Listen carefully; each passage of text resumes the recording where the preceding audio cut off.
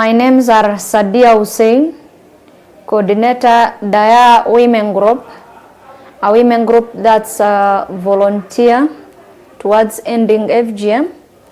I'm FGM survivor.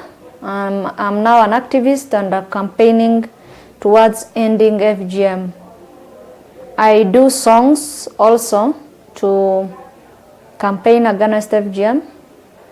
I've already done one in Kiswahili and one in English.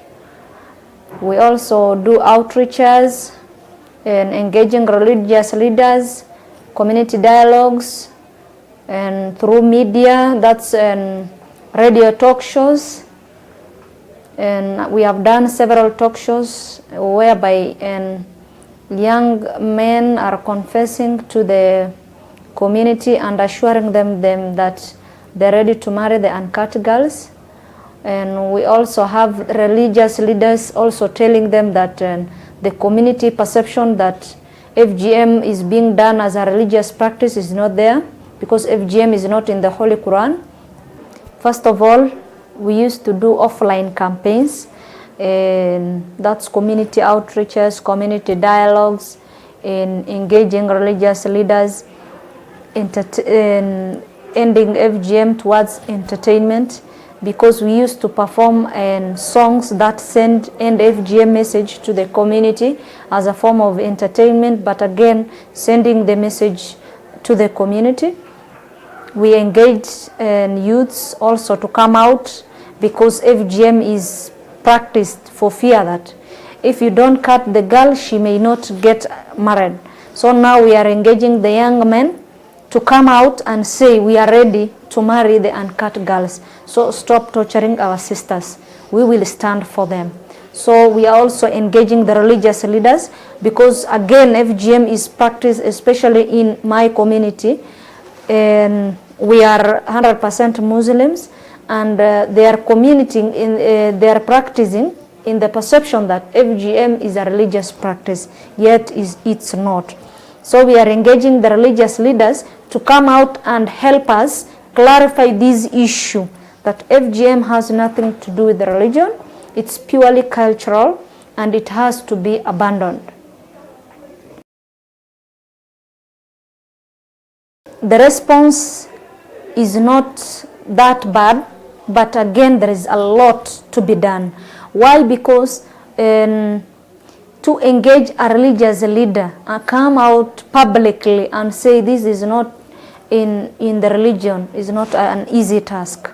So the challenge is still there, because some religious leaders are still telling us it's sunnah. You see, and that's a challenge, because the community is still using that sunnah bit to butcher girls, which is not correct. In 114 surahs of the Holy Quran, there is no single ayah that talks about FGM, except just for the sunnah bit, which is not, sunnah means optional. You can do it, and if you don't do it, you don't get any sin. So you can opt to leave it. We don't offer alternative rite of passage. Why? Because FGM is illegal in Kenya. And now that it's illegal in Kenya, people are doing it behind the scenes, behind the back. So it's practiced in a very secret manner that you can't even tell when it was done. So considering this, and again, people have changed the ways of practicing FGM. Earlier, it was done at the age of, let's say, 10 to 12 to 13 there. But now they are cutting as young from 3 years of age. Previously, we went to a village known as Aroresa. When we started in the conversation about education, the girl child education, people were very happy, especially men were very happy. Oh, education, we like it. When I started talking about FGM, they were like asking me, Sadia, we love you. You are our daughter. Why don't you look for another job? And I was like telling them, this is my job. My job is saving girls' lives, and I don't want to be. They are telling me, why don't you become and why don't you apply for a CEC? Because you can advocate for gender issues. Why don't you go and apply to the county government to get another job instead of just talking about female genital mutilation? Why don't you leave these girls' genitals alone? And I was like telling them, you should also leave the girls' genitals alone. You can't just go and bash into a village and say, stop FGM. No. You have to come up with another way of an entry point, actually, to go and campaign against FGM. We use education. Let's say, for example, you can, let me use example of Haroresa. We went to Haroresa.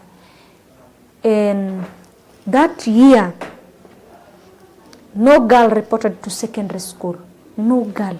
No even single girl reported to secondary school. Where have they gone? They were they have been married off because they don't have any other business to do. You see, a young girl cut off, again, getting married. You see, there is another complication of early marriage.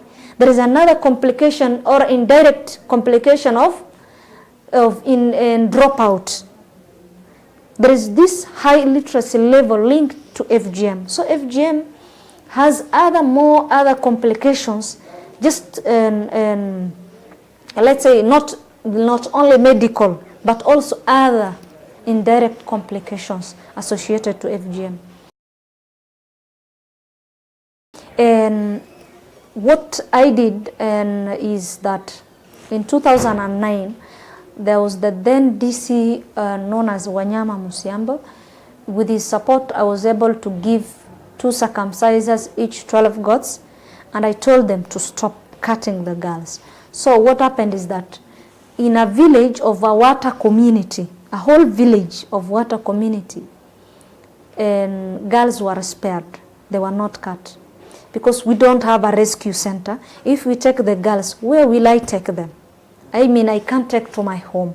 So I had to convince the circumciser to stop cutting the girls. And that village was spared, the whole village. You can imagine. We even had one of those role models who were not cut. She's now married with 2 kids. I took her to the Tana Broadcasting station, TBS. She was telling our girls to stop fearing that they won't get married because she is a lifetime story, and she was telling them, I am not cut, I got married, I'm happily married, I have 2 kids, and my life is continuing, and I don't see why you should also suffer. You should be like me. So she is advocating again, and I'm happy to see that. And let's say, for example, you can imagine from 2009 to date, how many girls were spared. You can imagine.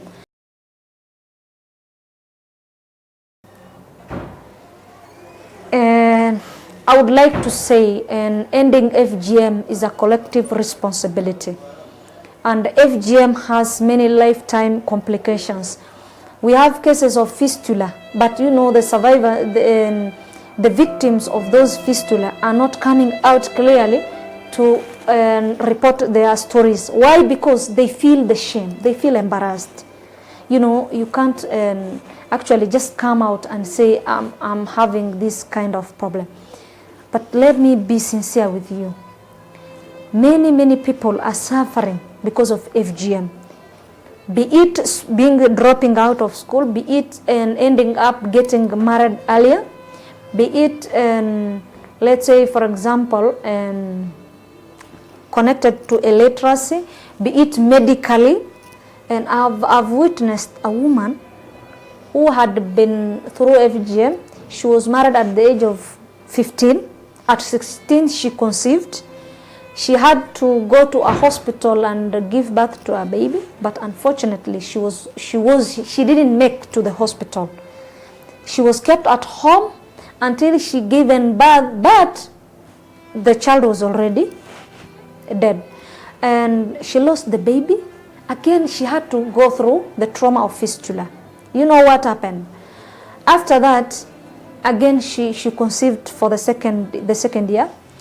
She had again lost the child for the second time. She lost her baby for the second time. So she was taken to a hospital, Kenyatta National Hospital, to be operated. And now she came back, but given again birth to a baby boy through operation. Now you can imagine this trauma women are living with. It's only that the story was not told, but people are still living with those trauma. Media plays key role towards ending FGM. Why? Because I am sharing my story today. How many people will watch it? How many people will get this message? It matters a lot. But maybe I can take this message for an outreach. How many people will I reach? The biggest number of people I may reach will be, like, let's say 100 people from a certain village. What of media? You can reach more than 10,000 people with just a radio talk show. And I'm happy to have won this award, but I would be more happier if I would see a free FGM society. That will make me proud. I won the award because of let's say, for example, the work I've been doing, but I would be more proud to see Tana River or Kenya or globally free FGM world. And I would like to also say a big thank you to Dayaa women group, because they are volunteers. They never get tired. Everywhere we want to go, they are ready. We are going and educating community with or without funds, campaigning against FGM.